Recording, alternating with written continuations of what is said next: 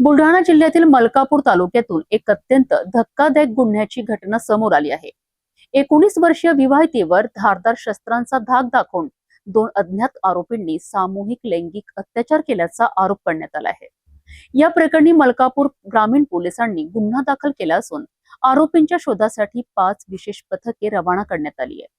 मिळालेल्या माहितीनुसार मलकापूर तालुक्यातील दुधनगाव शिवारात पीडित महिला आणि तिचा पती घरी असताना 2 अज्ञात आरोपींनी घराचा दरवाजा तोडून प्रवेश केल्याचा आरोप आहे।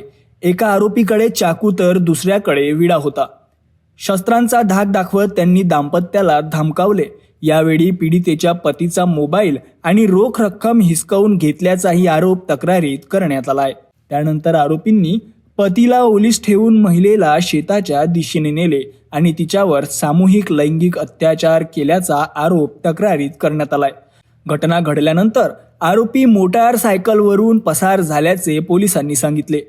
पीडित दाम्पत्याच्या तक्रारीवरून मलकापूर ग्रामीण पोलीस ठाण्यात भारतीय न्याय संहितेच्या संबंधित कलमांनुसार गुन्हा नोंद करण्यात आला असून तपास पोलीस निरीक्षक सतीश महाले यांच्या मार्गदर्शनाखाली सुरू आहे।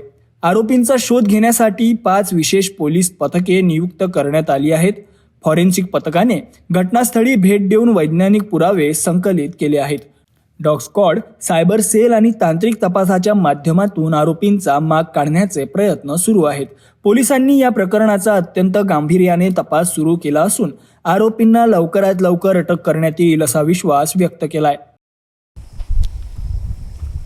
काय नाव तुमचं? मी निवृत्ती सोपान बारंबे, राहणार दुधनगाव बुद्रुक।